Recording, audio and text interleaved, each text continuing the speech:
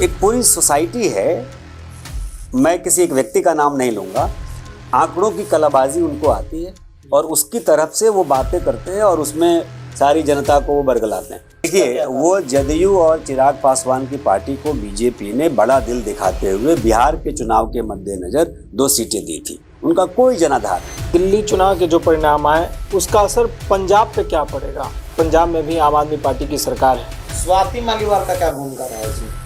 हाँ, ये बहुत अच्छा सवाल है आपका। आम आदमी पार्टी और कांग्रेस इंडिया गठबंधन का अब क्या होगा? तो वो गठबंधन क्यों नहीं हुई, ये बातें अभी भी शायद बहुत क्लियर नहीं हो पा रही है। गठबंधन है ही नहीं ना पुरुषोत्तम, वो गठबंधन है ही नहीं। वो तो आपको मोदी का विरोध या बीजेपी का विरोध करने के लिए आपने कुनबा खड़ा किया है। गठबंधन का क्या मतलब है कि आप एक जगह साथ एक जगह लड़ते हैं विरोध में? क्या गठबंधन है? तो अरविंद केजरीवाल का आगे क्या होगा आने वाले समय में? जो वैकल्पिक राजनीति का जिन लोगों ने सपना देखा था और अरविंद केजरीवाल उसके नायक बन के उभरे थे। पुरुषोत्तम, क्या है, दिल्ली को पूर्ण राज्य तो होना नहीं चाहिए।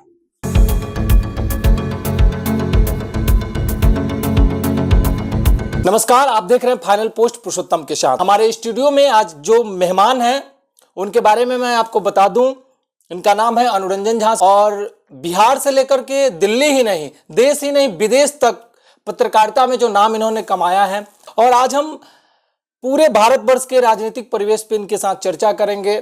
दिल्ली से शुरुआत करेंगे, बिहार पॉलिटिक्स की भी चर्चा करेंगे। आने वाले समय में बिहार विधानसभा चुनाव होने हैं, वहां भी पहुंचेंगे। उससे पहले दिल्ली के चुनाव पे हम आज इनसे बातचीत करेंगे। स्वागत है सर आपका। बहुत बहुत शुक्रिया पुरुषोत्तम। सर, अभी अभी दिल्ली के चुनाव हुए हैं और आम आदमी पार्टी अरविंद केजरीवाल की पार्टी को यूं कहें तो करारा हार मिला है। इस हार के बारे में शायद अरविंद केजरीवाल ने भी नहीं सोचा होगा कि वो भी चुनाव हार जाएंगे। वहीं चुनाव नहीं हारे, उनके साथ तमाम बड़े चेहरे आम आदमी पार्टी के, वो सारे लोग चुनाव हार गए। तो ये जनता के प्रति जो पिछले 13 सालों से जो दिल्ली पॉलिटिक्स में अरविंद केजरीवाल ने बहुत सारी योजनाएं उन्होंने लाई और जनता के लिए जो काम किए, आखिर ऐसा हुआ क्या? आखिर कौन सी चीज जनता को पसंद नहीं आई कि अरविंद केजरीवाल को लोगों ने आउट कर दिया दिल्ली के पॉलिटिक्स से? पुरुषोत्तम, इसमें एक सेंटेंस में कहा जाए तो बहुत बार आपने सुना होगा कि पाप का घड़ा भर जाता है। इस बार झूठ का घड़ा भर गया और ये झूठ की राजनीति करने वाले व्यक्ति हैं। आप राजनीति में आते हैं और राजनीति में जिस तरीके से शुचिता की बात करके आते हैं और उसके बाद सुबह से शाम तक बस सिर्फ आरोप की राजनीति आप करते हैं, तो एक समय के बाद जनता को यह लगता है कि शायद ये हमारे लिए मुफीद व्यक्ति नहीं है। और मौका 2 बार मिला। 2013 में वो पहली बार सत्ता में आए, 40-45 दिनों में बाहर गए, फिर 15 में आए, 20 में आए और प्रचंड बहुमत के साथ पहली बार 67 सीटें 70 में से और दूसरी बार 62 सीटें। इतनी सीटों के साथ आना भारत के इतिहास में एक बड़ी बात थी। इसका मतलब ये था कि दिल्ली की जनता ने आप पर भरोसा किया, आपके वादों पर भरोसा किया, आपने जो कहा उस पर यकीन किया कि आप ऐसा करेंगे। 5 साल तक आपने कुछ चीज़ें उनके लिए आपने की, जैसे बिजली में आपने छूट 200 यूनिट तक की जो छूट दी, पानी में आपने छूट दिया। तो लोगों को लगा कि चलिए कुछ तो कर रहा है, फिर आगे भी कुछ करेंगे। लेकिन उसके बाद अगले 5 साल में आपने सिर्फ और सिर्फ बयानबाजी की। केंद्र के साथ आपका रिफ्ट चलता रहा, एलजी के साथ आप लड़ते रहे, आप आरोप प्रत्यारोप करते रहे। और उससे बड़ी बात जब हुई पिछले 3 सालों में, अगर आप देखिए तो आपने घोटाले किए। भ्रष्टाचार के विरोध में खड़ी हुई पार्टी, भ्रष्टाचार के आरोप में पूरी पार्टी का पूरा कुनबा लगभग जेल चला जाए, इससे बड़ी त्रासदी क्या होगी? मुख्यमंत्री जेल में है, उप मुख्यमंत्री जेल में है, मंत्री जेल में है, उस पार्टी के सांसद जेल में हैं और सब पे आरोप लग रहा है करप्शन का। तो ये कोई सोची समझी साजिश भी तो हो सकती है सेंट्रल गवर्नमेंट की। ऐसा बहुत सारे पत्रकार भी कहते हैं, सेफोलॉजिस्ट भी कहते हैं कि सेंट्रल गवर्नमेंट ने काम करने का अवसर आम आदमी पार्टी को नहीं दिया। देखिए, काम करने का अवसर नहीं दिया वो अलग कहानी है, लेकिन जेल गए वो तो सेंट्रल गवर्नमेंट ने नहीं भेजा ना, वो तो अदालत ने भेजा। आरोप था और उस तरह की चीजें हुई थी तभी तो जेल कौन भेजता है भाई? जेल तो भाई पुलिस ने आपको अरेस्ट किया, अदालत ने आपको जेल भेजा, अदालत में फिर आपको जमानत मिली, यही होता है ना सिस्टम। बरी आप हुए नहीं है, केस चल रहा है, सुनवाई हो रही है, आगे जो जैसा होगा वो तो अदालती कार्रवाई है। उसमें ये कहना कि सरकार ने आपको जेल भेज दिया, ये तो बरगलाने की बात है, बेवकूफ बनाने की बात।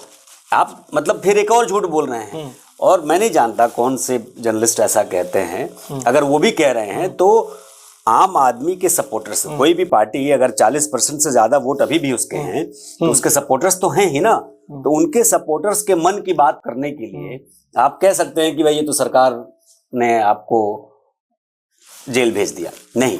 हाँ, ये मान सकते हैं कि सरकार ने आपको काम नहीं करने दिया, इसमें सच्चाई हो सकती है, लेकिन 100% नहीं हो सकती कि बिल्कुल आपको काम नहीं करने दिया। अरे जो आपके जुरिडिक्शन में था वो काम कर लेते भाई। आपको, मेरा ये कहना है कि यमुना की सफाई के लिए आपको किससे पूछना था? वो कह रहे थे कि मौका नहीं मिला, मेरे कुनबे को तोड़ दिया गया। नहीं, 11 साल मौका नहीं मिला भाई। कहने को तो वो कुछ भी कह सकते हैं ना भाई, आप पहली बार आए, दूसरी बार आए। और देखिए, जनता बहुत समझदार है और कई मामलों में वो एक बार फेल होती है, 2 बार फेल होती है, तीसरी बार फेल नहीं होती है। और ये तीसरा बार था, ये तीसरा बार था। अगर इस बार वो पास हो जाते तो ये माना जाता कि सरकार आपका अच्छा काम कर रही थी, आपकी सरकार, और केंद्र सरकार ने आपको ज्यादा परेशान किया। आपको क्या लगता है कौन सी सबसे बड़ी जो चूक रही जिसके कारण इतनी बड़ी हार हुई, जो नहीं होना चाहिए था? करप्शन। आप करप्शन के अगेंस्ट में खड़े हुए लोग थे भाई। आपने इंडिया अगेंस्ट करप्शन एक संस्था बनाई, उस संस्था के सहारे आपने 10 साल से सत्ता में काबिज यूपीए की सरकार को निस्तनाबूद करने में मदद की। 15 साल से दिल्ली की सत्ता पे काबिज कांग्रेस की सरकार को आपने गिराया। तो आप सिर्फ इसलिए कि आप भ्रष्टाचार के आरोप लगा करके, देश को बता करके ये सारा करप्शन देश में हो रहा है, आप अपने बुनियाद खड़ी कर रहे थे और आप आए सत्ता में, और फिर आप वही करप्शन में अपाद मस्तक डूब गए, इम्प्लीमेंट हो गए, आप उसी में घुस गए ना भाई। आपने कहा कि सारे लोग भ्रष्ट हैं और आप खुद भ्रष्ट हो गए, तो फिर तो आप भी वही हो गए। आप बात करते थे शुचिता की, भाई आपने जो जो कहा आपने उसमें से किसी पर अमल नहीं किया। तो आप जब जो बात कहते हैं आप उस पर अमल नहीं करेंगे, एक ना एक दिन आके पब्लिक को लगा कि भाई ये तो झूठ की राजनीति है, हम किसी नए को मौका दे देते हैं। यही होता है। तो 1993 से दिल्ली में ये मिथक बना हुआ था कि जो भी पार्टी सबसे ज्यादा आरक्षित सीटों पे जो जीतेगी वही सरकार बनाएगी, लेकिन इस बार 12 सीटों पे अरविंद केजरीवाल ने जीता और 4 सीटों पे, आरक्षित सीटों पे बीजेपी ने। पर बीजेपी ने ऐसा क्या कर दिया कि ये मिथक टूट गया? देखिए, ये मिथक ना कुछ आंकड़ों से खेलने वाले लोग बनाते हैं जी। इस तरीके के मिथक का या इस तरीके के डेटा का ना कोई राजनीति में उसकी कोई जगह नहीं होती है जी। कि भाई ऐसा होगा तो वैसा होगा। आप समझ रहे हैं भाई? आप कह रहे हैं कि जो, अब तो लोग ये भी कह रहे हैं, कहेंगे ना कि जो नई दिल्ली की सीट जीतता है वो मुख्यमंत्री बनता है। तो पता चला कि बीजेपी ने परवेश वर्मा को नहीं बनाया, लेकिन ये बहुत लंबे दौर से आ रहा था ना भाई, वो आता रहता है। लेकिन होता यह है कि ये इन आंकड़ों पर ना एक पूरी सोसाइटी है, मैं किसी एक व्यक्ति का नाम नहीं लूंगा, आंकड़ों की कलाबाजी उनको आती है और उसकी तरफ से वो बातें करते हैं और उसमें सारी जनता को वो बरगलाते हैं। इन आंकड़ों से कोई फर्क नहीं पड़ता है भाई। उसको सीट चाहिए, वो यहां सीट लेके नहीं आई, दूसरी तरफ सीट लेके आई, सीट ही चाहिए ना भाई। उसको 70 सीटों में से 36 सीट चाहिए थे, वो 48 सीट लेके आई। अब आपको वो दलितों की सीट नहीं मिली या आरक्षित सीटें जो नहीं मिली, इससे कोई फर्क नहीं पड़ा उसको। तो ये ऐसा कोई मिथक ऐसा होता गया। मान लीजिए कि वो 2 बार नहीं, 3 बार नहीं, 4 बार नहीं, अब ऐसा हो गया। जो भी सरकारें दिल्ली में बनती रही है ना, प्रचंड बहुमत से बनती रही है। 50-50 सीटें जीतकर कांग्रेस भी सत्ता में आई, 50-55 ऐसे तरीके की सीटें जीतती थी, तो उसमें वो सीटें आ जाती थी। 70 सीटों में जब अगर आप 50 सीटें जीत करके सरकार बनाएंगे तो वो सीटें तो आएंगी ही आएंगी। ऐसा ही होता था। अब वो इसलिए लग रहा है इस बार कि उस तरीके से जी। बीजेपी को 50 से ऊपर सीटें नहीं आई, 48 आई। अगर 55 इसको आती, पता चलता है कि जो आप 4 की बात कर रहे हैं, 4 और उसमें से आ गए होते। यही होता है। तो ये आंकड़ों की कलाबाजी, इससे मैं ज्यादा इसको कुछ नहीं देखता। बीजेपी मैक्सिमम सीटों पे जीती, लेकिन उनके अपने ही सहयोगी दल जदयू और चिराग पासवान की पार्टी को दोनों सीटें हारनी पड़ी।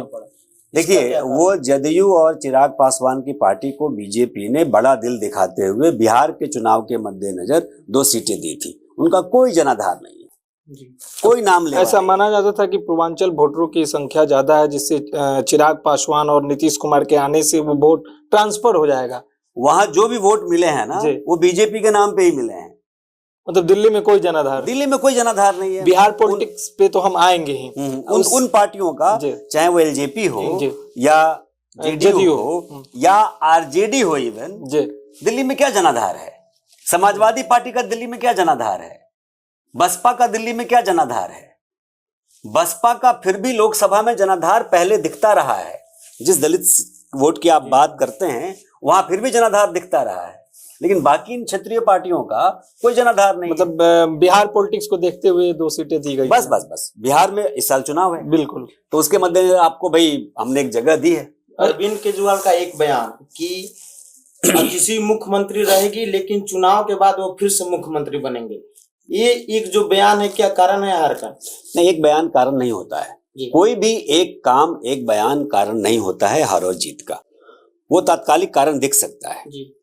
लेकिन ये तो सबको पता था। ऐसा माना जा रहा है कि महिला का अपमान किया उन्होंने, महिला को गद्दी में बिठाकर फिर गद्दी से नहीं उतार रहे हैं। ये तो उनकी पार्टी को समझना चाहिए, ये तो उनके वर्कर्स को समझना चाहिए। देखिए, अरविंद केजरीवाल सचिवालय नहीं जाएंगे, अरविंद केजरीवाल किसी कागज पे साइन नहीं करेंगे। ये तो अदालत ने जब उनको जमानत दिया तभी कहा जी। तो ये अगर चुनाव जीत के आते तब भी ये मुख्यमंत्री तो नहीं बन सकते थे। ये फिर अदालत जाते और कहते कि हम चुनाव जीत के आए हैं तो हमको ये मौका दिया जाए जी। फिर अदालत क्या फैसला लेती इस पर निर्भर करता।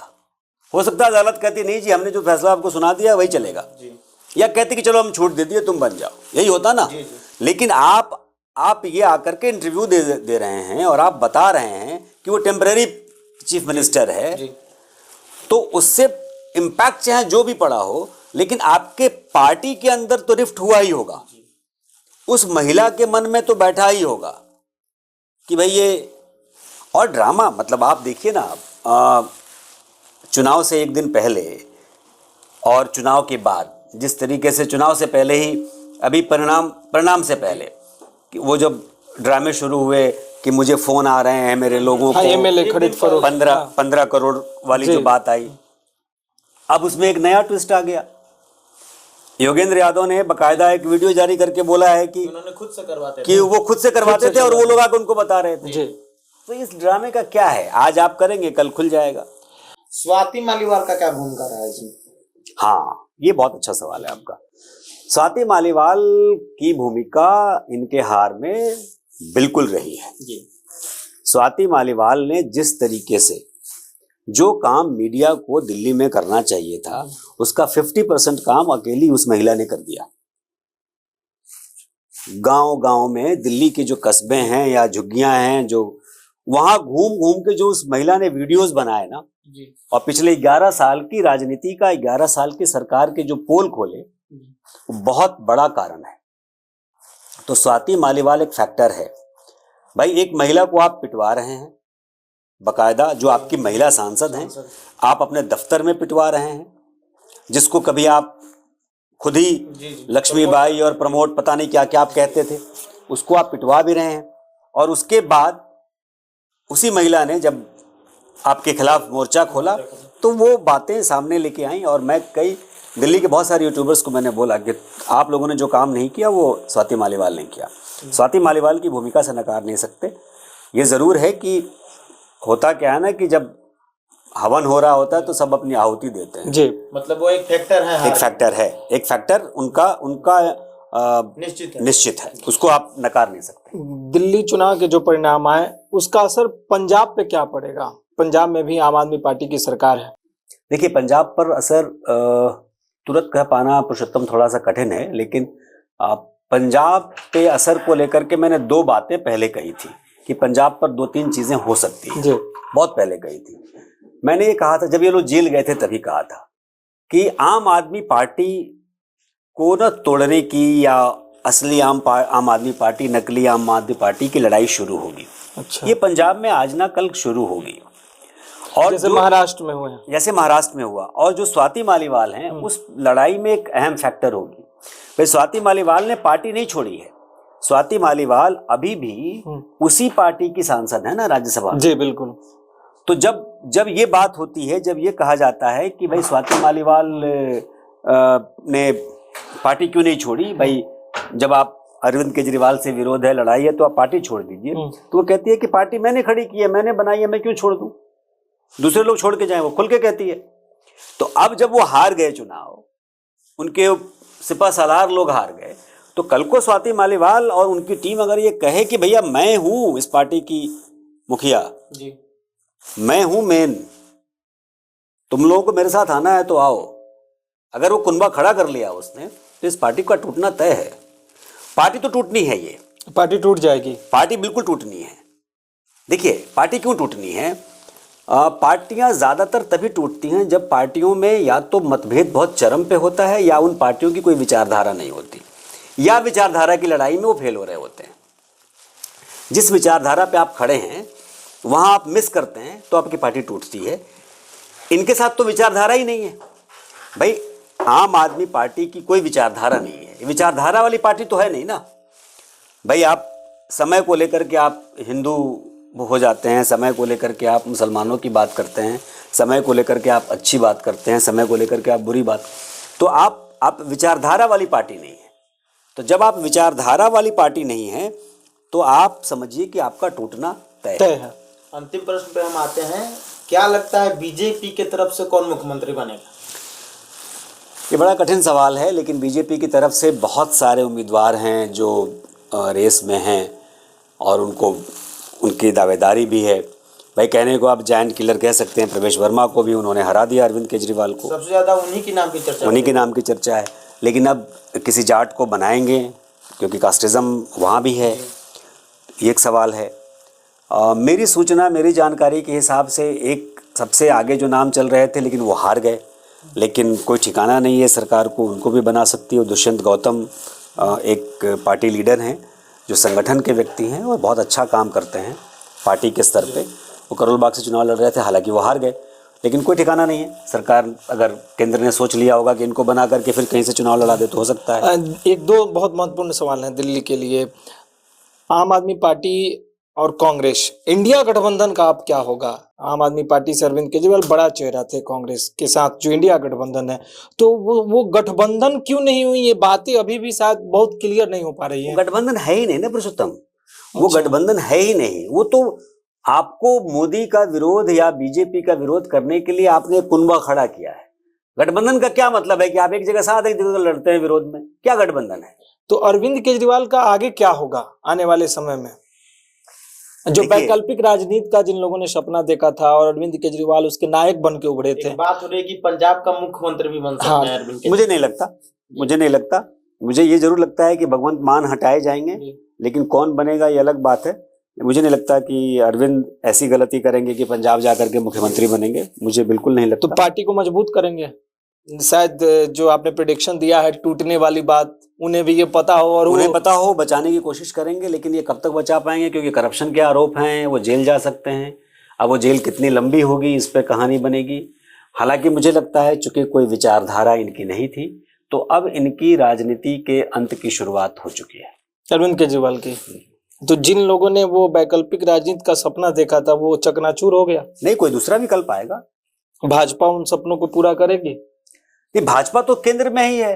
भाजपा तो आजकल सब मैक्सिमम राज्यों में सरकार में, वो वैकल्पिक राजनीति की बात ही नहीं है। एक सवाल मेरे मन में भी बार बार आता है कि ठीक है भाजपा सेंट्रल में भी हो गई, दिल्ली में भी आ गई, तो वो जो डेमोक्रेसी का जो फॉर्मेट था या फिर पूर्ण राज की दर्जे की बात थी, उन सब चीजों पर क्या मतलब वो बंद हो जाएंगी उन सब चीजें? भाजपा मन मुताबिक अपने काम करेगी? पुरुषोत्तम क्या है, दिल्ली को पूर्ण राज्य तो होना नहीं चाहिए। हो सकता है कि मेरी इस बात से बहुत लोग इत्तेफाक नहीं रखें, पर दिल्ली देश की भी राजधानी है। जब देश की राजधानी है तो बहुत सारी चीजें सेंट्रल गवर्नमेंट के अंदर ही आना चाहिए, केंद्र सरकार के अधीन ही होना चाहिए। देश की राजधानी भी तो है, और जब देश की राजधानी है तो उसके हिसाब से आप पुलिस किसी एक राज्य को सौंप नहीं सकते, क्योंकि बहुत बड़ा मामला ये तो होता है, महत्वपूर्ण फैक्टर बता रहे हैं। बहुत बड़ा मामला होता है। तो जो लोग भी ये बार बार कहते हैं कि इसको पूर्ण राज्य का दर्जा मिलना चाहिए, वो सिर्फ राजनीति करते हैं। मेरे ख्याल से ऐसा नहीं होना चाहिए। होने को कल को हो जाए अलग बात है, होना तो ये चाहिए कि दिल्ली से अभी भी जो राज्य का दर्जा है वो भी खत्म होना चाहिए और बिल्कुल म्यूनिसिपल कॉर्पोरेशन की तरह चुनाव होना चाहिए। एक मेयर से ज्यादा दिल्ली में जरूरत ही नहीं है, मुख्यमंत्री की कोई जरूरत नहीं है। केंद्र शासित प्रदेश पहले भी था, पहले क्या खराब था क्या? ठीक है कि मुख्यमंत्री के तौर पर शीला दीक्षित ने बहुत अच्छा काम किया। भाई मुख्यमंत्री तो 90s में ही बनने शुरू हुए ना, आप पहले वाले को छोड़ के बीच में बहुत पहले की छोड़ दीजिए, उसके बाद तो नहीं था ना, तो केंद्र शासित प्रदेश था। फिर 90s में शुरू हुआ, खुराना बने साहिब सिंह वर्मा, सुषमा स्वराज और शीला दीक्षित और अरविंद केजरीवाल। अब ये देखना है कि इसकी जरूरत है कि नहीं है। भाई एक बढ़िया मेयर हो जो दिल्ली को चलाए, क्या ये मेयर से ज्यादा हैसियत तो ऐसे भी नहीं है। और बाकी जो पुलिसिया सिस्टम है सेंट्रल गवर्नमेंट, भाई आज भी है, पुलिस आज भी सेंट्रल गवर्नमेंट के पास ही है वहाँ, तो ये बहुत बड़ा फैक्टर है। और अगर ये सिस्टम जो चल रहा है कि राज्य अर्ध राज्य है और पूर्ण राज्य की मांग हो रही है, तो अर्ध राज्य है, चलो विधानसभा है अपना चल रहा है, तो यहाँ तक फिर भी एडजस्टेबल है, चल रहा है। हमें नहीं लगता कि पूर्ण राज्य बनाया जाना चाहिए। छूट रहा है कि दिल्ली में आपके तरफ से बड़े बड़े चेहरे मनीष सिसोदिया, सत्येंद्र जैन, अरविंद केजरीवाल के इतने बड़े चेहरे के हारने का क्या कारण था? करप्शन, सबका करप्शन। भाई आप कहते हैं कि मैं सबसे ईमानदार हूं, मैं देश बदल दूंगा, मैं राजनीति नहीं, क्या कहते थे वो, सिस्टम बदलने आए हैं, सिस्टम बदलने आए, है ना, टीचर को साफ करने के लिए। हम पॉलिटिक्स नहीं, व्यवस्था परिवर्तन के लिए आए हैं। और शीश महल एक फैक्टर है ना, क्यों नहीं है? करप्शन ही तो है वो जी। उन्होंने कहा था ना घर चाहिए ना गाड़ी चाहिए, कुछ नहीं चाहिए। देखिए ये सब तो झूठ बातें थी, आपको चाहिए जरूर था। आप कहते कि भाई मुझे, भाई देखिए ये व्यक्ति पहले दिन से देश का प्रधानमंत्री बनना चाहता था। भाई मैंने तो अपनी किताब में लिखा, आज नहीं, आज से सालों पहले लिखा कि जब जिस दिन वो पहली बार अन्ना को लेकर के मंच पे आया, उसी दिन उसके मन में ये बात थी कि मेरा टारगेट कहाँ है, प्रधानमंत्री बनने का। बिल्कुल। भाई आप क्या जन लोकपाल की बात कर रहे थे, तो जन लोकपाल आप लेके आए थे। अगर जन लोकपाल इस देश में लागू होता अरविंद केजरीवाल की मेहनत से और अन्ना हजारे की मेहनत से, तो पहला देश का लोकपाल कौन बनता, बताइए आप लोग? अन्ना हजारे या अरविंद केजरीवाल? जी, दोनों में से कोई, इसी दोनों में से कोई बनता ना। तो अन्ना हजारे तो बुजुर्ग हो गए थे, अन्ना हजारे इसी को बनाते। अच्छा, ये बात सही है क्या कि अन्ना हजारे को सिर्फ एक फेस के तौर पे प्रोजेक्ट किया गया था? दिखता नहीं है और क्या। तब अन्ना हजारे, अब पहला व्यक्ति जो लोकपाल बनता देश का, जो जन लोकपाल बनता, कहता कि हम जन लोकपाल हैं, और उसके अंतर्गत जो सारे नियम कायदे थे कि प्रधानमंत्री तक उसके कानून के दायरे में आते, तो यही हुआ ना कि आप भाई देश का प्रधानमंत्री बनना चाहते थे। और क्या था, सबसे बड़ा बनना चाहते थे। आम आदमी पार्टी के हार से अगर सबसे ज्यादा कोई खुश है तो एक व्यक्ति है, कुमार विश्वास। हम बहुत ओछी टिप्पणी कुमार विश्वास ने शायद कर दी, नीच निर्लज व्यक्ति की हार हो गई ज्यादा, और खुश नजर आ रहे हैं और बोले कि होना ही था। मैं व्यक्तिगत चीज़ों पे मैं टिप्पणी करना पसंद नहीं करता। वो कुमार की अपनी कुछ, कुमार विश्वास भी आम आदमी पार्टी के साथ बहुत दिन तक रहे हैं, लेकिन उनको मन मुताबिक कुछ नहीं मिला, इसके चलते अलग हो गए हैं। इसीलिए मैं कह रहा हूँ कि वो व्यक्तिगत है, तो वो उनकी व्यक्तिगत खुन्नस है। हाँ, व्यक्तिगत खुन्नस नहीं कह सकते, व्यक्तिगत दुख भी हो सकता है, क्योंकि अरविंद को अरविंद बनाने में कुमार की बड़ी भूमिका रही है। इसमें कोई, और मैं चूंकि गवाह हूँ उसका, तो इसलिए मैं कह सकता हूँ कि अरविंद को उस जमाने में, जिस जमाने में अगर दो लोगों को खड़ा करिए, अरविंद और कुमार विश्वास को, तो अरविंद को लोग नहीं पहचानते थे, कुमार को पहचानते थे। उनका फेस था, उनके भाई अपनी कविताओं से उसको लोग जानते थे, अरविंद को लोग नहीं जानते थे। तो उस दौर में उस आदमी ने पार्टी के लिए बहुत कुछ किया, बहुत कुछ दिया। वो अलग बात है कि हमारे मतभेद उसके साथ रहे या अरविंद के साथ रहे, वो अलग कहानी है, लेकिन कुमार ने अरविंद के लिए बहुत कुछ किया।